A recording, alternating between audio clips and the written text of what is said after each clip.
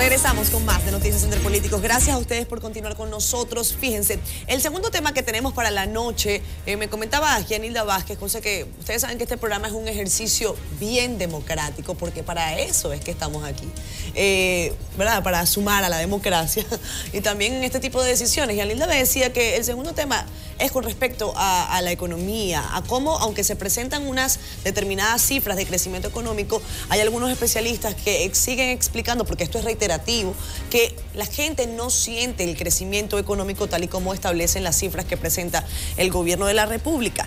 Pero vamos a ver la historia a continuación, porque eso también podría generar protestas si la gente definitivamente no siente que le alcanza el dinero, si siente que le cuesta pagar, si siente que no tiene acceso a determinados bienes y servicios. Pues esto también puede generar protestas. Hoy hemos visto algunas protestas por personas que se sienten de alguna manera defraudadas por tema de recursos. Vamos a ver la historia a continuación de nuestra compañera Shaira Castillo y trataremos de vincular el asunto de la paz social, no solamente al asunto corrupción, no solamente al tema impunidad, sino también a otros factores como por ejemplo la pobreza y la falta de acceso a bienes y servicios por un tema económico. Vean el reporte de Shaira. Para la vicepresidenta de la Asociación de Industrias, Circe Almanzar, aunque algunos sectores han crecido, el movimiento del circulante continúa en descenso. Es positivo el hecho de que en todos los indicadores estemos mucho mejor. Lamentablemente el financiamiento a los sectores productivos es muy bajo, a pesar de que hay un incremento a nivel del financiamiento a la agricultura, no es todavía tan impactante para el desarrollo económico. De su lado, el director de la Escuela de Economía de la UAS dice que el sector que mayor ha crecido no genera suficientes empleos, por el contrario, cada vez aumenta el empleo informal en el país. Hay que traducir ese crecimiento en un empleo de calidad.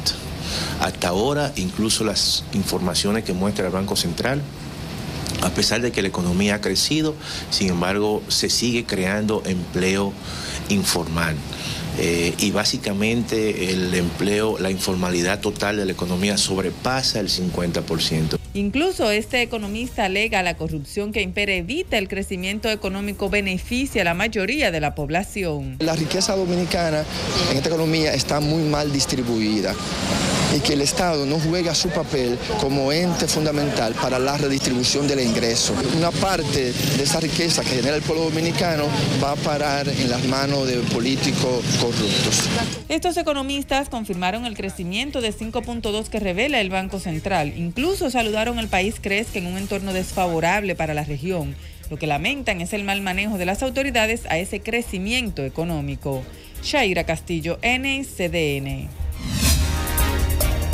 Bueno, ahí está entonces la información en detalle. Hay dos preguntas que podemos trabajar esta noche, pero en principio la primera creo que se ajusta de si ustedes consideran que podría acabarse la paz social por las acciones del Movimiento Verde, por las reacciones del gobierno, y también podríamos sumar por el asunto de las dificultades económicas que atraviesan amplios sectores del país. ¿Qué piensan ustedes? Arrancamos. Gianilda, Monchi, Guadalupe o el diputado que está con nosotros. Adelante. Bueno, yo pienso que para como sugerir la vinculación de los dos temas, que efectivamente cuando tú tienes una carga impositiva muy fuerte, y todos tenemos que saber que por los subsidios, tanto de la clase alta como de la clase baja, la clase media es la que carga con el peso impositivo del gobierno.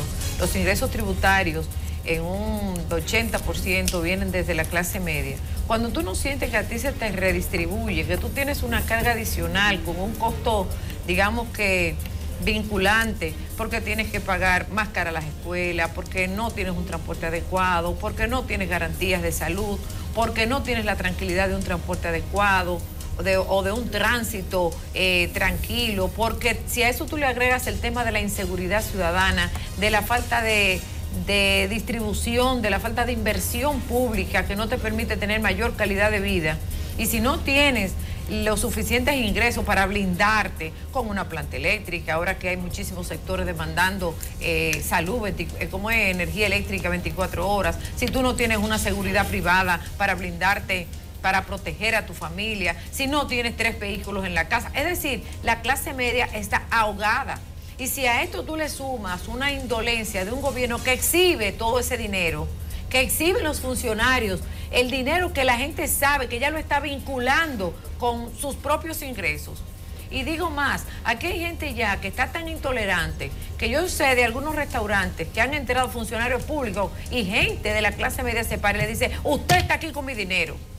Y eso es un abuso. Oye, cuando ya la gente llega a ese nivel de intolerancia, estoy hablando de restaurantes de primera línea, con gente de clase media alta, que ya está protestando esos niveles, entonces hay una vinculación directa. En la falta digamos que de reembolso que yo tengo de los impuestos que pago y la ostentación que hace un funcionario con un dinero que no es de él. Entonces, la corrupción, la impunidad, la falta de oportunidad, es lo que hace tangible la falta de redistribución de ese crecimiento que se exhibe y que es real, pero que la gente no lo siente. Monchi, Guadalupe. Mire, el proceso de generación de riqueza por parte de los países con la intención de mantener prosperidad o el llamado bienestar no necesariamente es equivalente cuando se está en vías de dar el salto cualitativo del subdesarrollo al desarrollo. Y me explico. Una cosa es mantener prosperidad y otra cosa es acopiar recursos para posteriormente poder distribuirlos. Y otra cosa muy distinta es, posterior a acopiar recursos, generar que la economía esté generando riqueza, a distribuirlo y a distribuirlo eficientemente y a distribuirlo con criterio social. Pienso que, y todo esto tiene una plataforma absolutamente técnica. La teoría de Simón Kuznets es bastante edificante en todo esto, por demás conocida y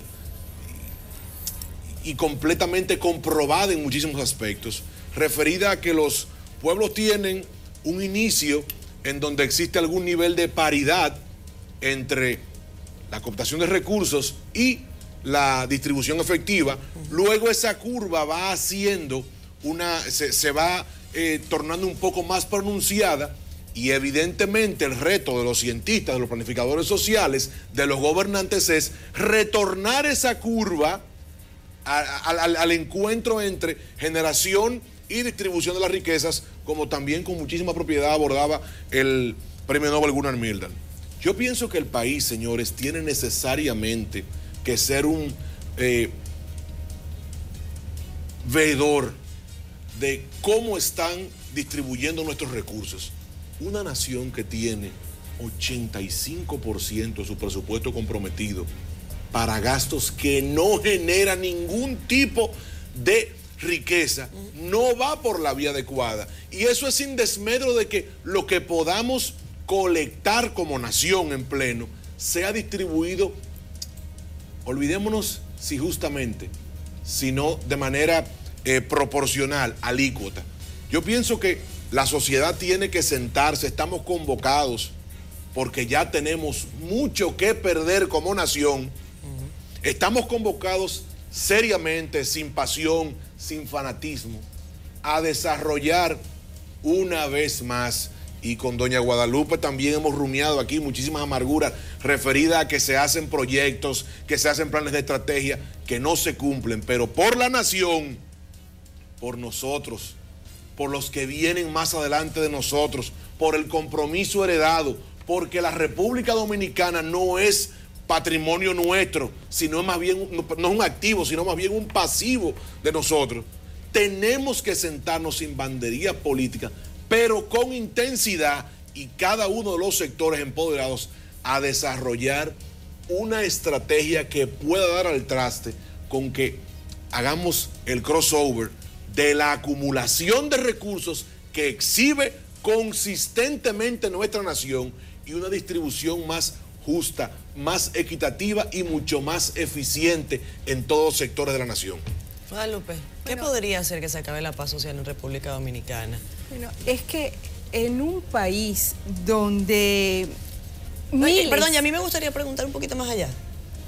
¿Usted cree que hay paz social ahora mismo en República Dominicana? Bueno, a eso me voy a referir. O sea, en un país donde después de décadas no había esas manifestaciones en la calle de ciudadanos y ciudadanas que han llegado a comprender que esto no puede seguir así. Deciden salir a la calle, pero deciden salir a la calle de manera pacífica, y el Movimiento Verde así lo ha planteado en cada una de sus actividades. Son actividades pacíficas, son actividades apartidistas, son actividades para crear conciencia ciudadana, para crear ciudadanía, para poner fin a la impunidad. Ahora, ¿qué es lo que genera esa falta de paz social?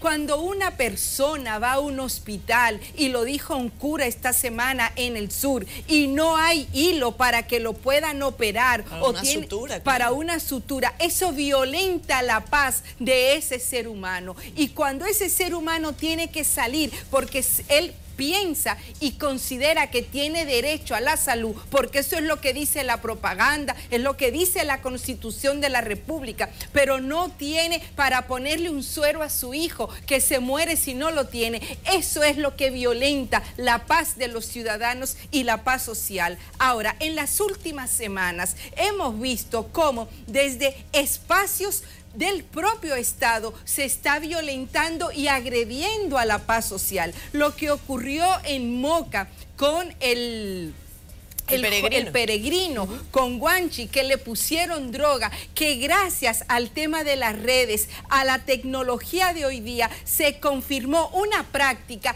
que viene de la época de la dictadura.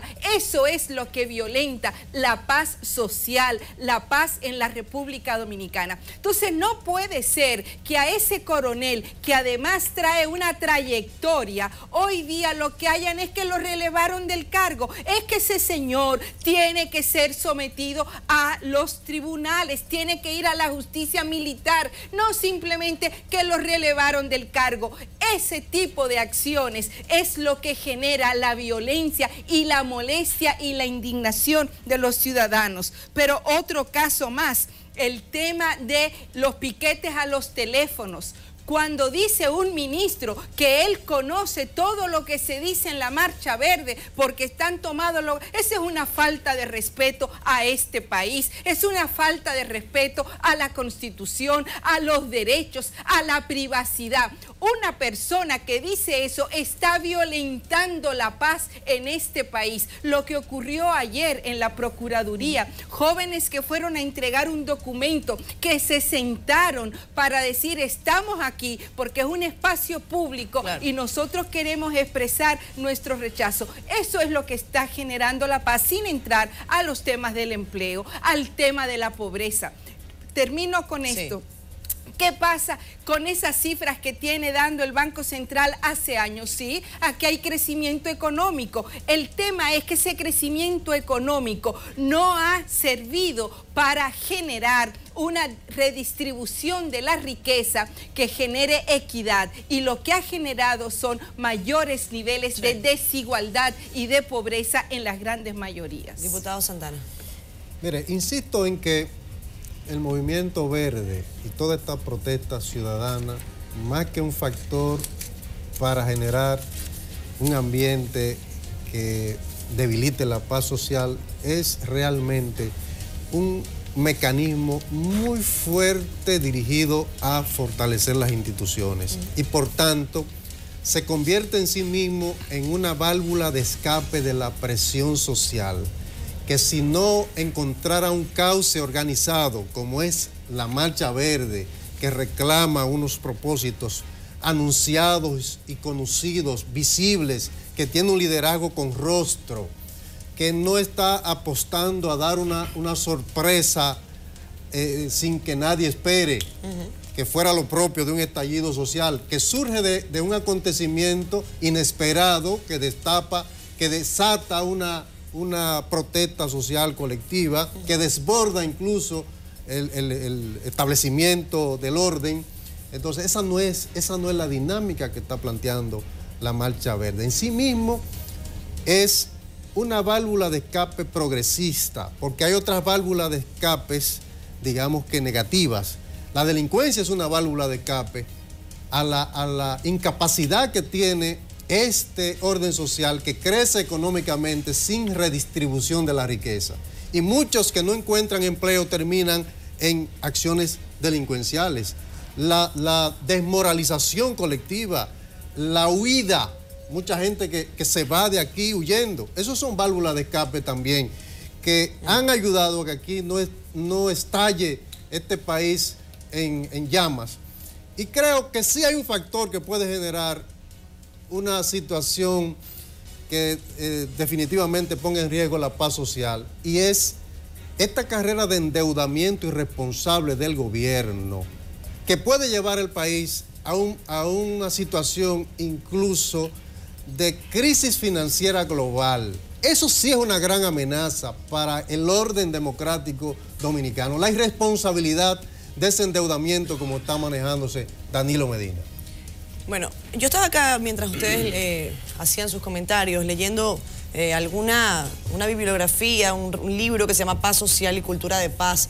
Es un libro que publica la Corte Interamericana de Derechos Humanos y en la que, entre otras cosas, abordan el concepto de paz social vinculado mucho a la inseguridad ciudadana. Y yo creo que eso es un elemento que también tiene que entrar en esta terrible coctelera que necesariamente nos hace darnos un trago muy amargo.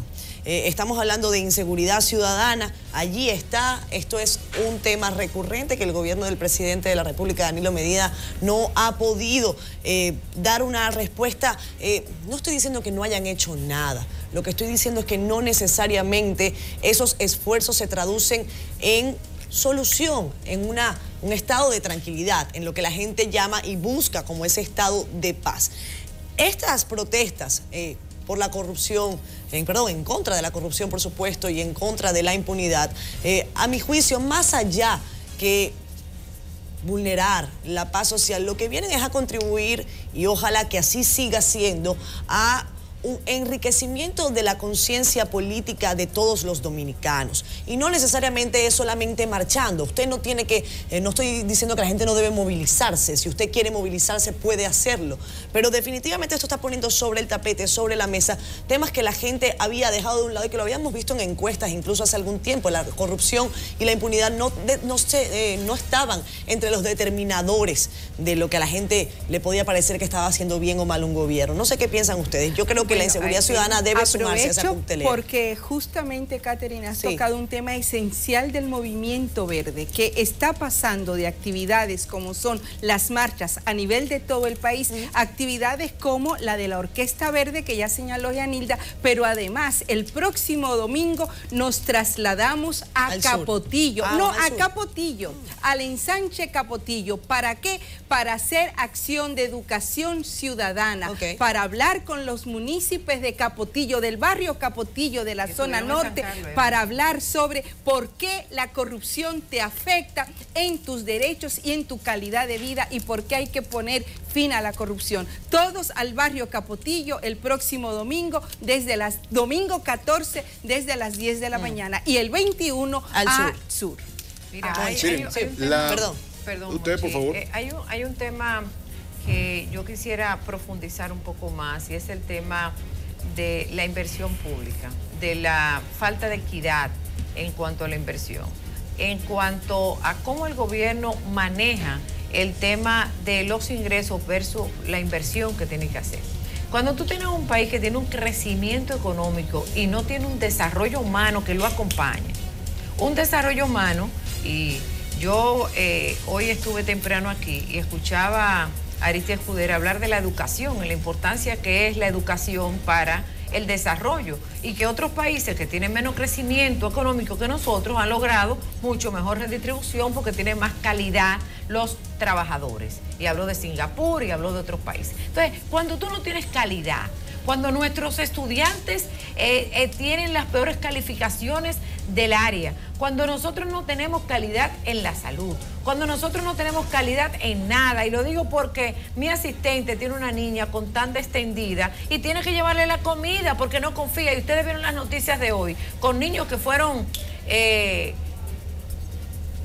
o sea, que tuvieron un problema de intoxicación con los alimentos. Entonces no hay confianza en los sectores. Entonces esa inversión que está haciendo el gobierno, cuando tú vienes a ver, está la comida botada en las escuelas porque no se la comen los niños, porque ningún padre va a permitir, y ya lo decían los doctores, vimos también en los noticiarios de este mismo espacio, como las madres decían que los médicos le señalaban un problema esencial de la salud de los niños. Entonces, todo eso es lo que hace que se detonen las situaciones que se están dando. Porque si bien es cierto que esa clase media que no vive del gobierno, que no siente en carne viva la imperiosa necesidad de la desigualdad social, de la falta de empleo, de la falta de oportunidades, también es cierto que hoy han despertado y se han dado cuenta que todo lo que les falta, que ese país que ellos ven en otros países cuando viajan, que esas situaciones que ven no la tienen en su país, porque la corrupción y la impunidad ha permitido que inversiones importantes que deberían de haberse hecho en infraestructura, en mejor calidad de vida, en mejor calidad de desarrollo humano, se queda en los bolsillos de funcionarios. Y por eso es que este despertar es tan importante, por eso es que este movimiento verde es grande, tenemos que valorarlo, porque yo creo que va a ser la diferencia de un antes y un después en la vida de todos los dominicanos. Monchi. A ver, señores, la paz social es el buen entendimiento, el buen funcionamiento, la buena interacción entre grupos, clases, estamentos del Estado. Y el gobierno es un estamento. Claro. Y la oposición, los partidos políticos, la sociedad civil, también. Entonces, a partir de la naturaleza y de la interacción que se da entre el gobierno y todo lo demás, yo pienso que la principal responsabilidad para el buen funcionamiento del sistema, sin dudas, corresponde a la oposición. No en este país, en cualquier país. Y es que los conflictos han existido, existen y existirán, mas el tejido social que no se considera de oposición no anda detrás de críticas, no anda detrás de subrayar, exclusivamente anda buscando una alternativa distinta, anda buscando una versión del Ejecutivo que no es la que está discurriendo en el momento. Y no hablo en República Dominicana, yo quiero hacer una especie de catarsis con nuestra realidad también. Yo pienso que lo que estamos jugándonos hoy día, con ese despertar del que hablaba Gianilda, y qué bueno que ha sido así, qué bueno que es así, se pueda materializar, pueda cuajar en otro tipo de acciones que compacten un proyecto o diversos proyectos políticos, claro, en donde la sociedad se sienta representada. ¿Y por qué subrayo lo de sentirse representada? Porque nada más tenemos que ver el empoderamiento de los países de la primavera árabe para darnos cuenta que si se queda mutilado el despertar, las naciones no pueden migrar hacia un mejor derrotero. Sí, no avanzan. Y todos queremos... La cosa se pone peor, de hecho. Bueno, en algunos lugares ha sido peor, en otros lugares ha sido estático. Ahora, yo sigo esperanzado en que vamos a poder hacerlo. Y decía que pueden ser diversos proyectos, porque no es cierto que tenemos que estar de acuerdo, no. Lo que tiene que imperar es el sentir de la mayoría de la gente. Lo que no podemos vivir es en un esquema en donde la exclusión sea la absoluta norma porque no existe conexión mínima entre la gente y el gobierno. Y a propósito de eso que tú dices, estoy de acuerdo que el principal factor que crea esta situación difícil para la mayoría es político, son los gobiernos, pero el empresariado, el gran empresariado, tiene también que poner su grano de arena. Se necesita un modelo redistributivo, no puede ser todo para unos cuantos. Hay que mejores salarios. Puede ser bueno, diputado, lo que no necesariamente se mantiene. Exacto. Tiene que ser un compromiso de todos, de los políticos, de los empresarios, de los demás actores de la sociedad. Sí, definitivamente, cuando hablamos de redistribución, cuando hablamos de cómo manejar esta situación, porque el tema no es nada más económico. Yo creo que también es un tema de poder. A veces la gente no necesariamente está buscando el dinero, el cash. La gente quiere tener poder. Y cuando digo quiere tener poder, no es que están aspirando a la presidencia de la República.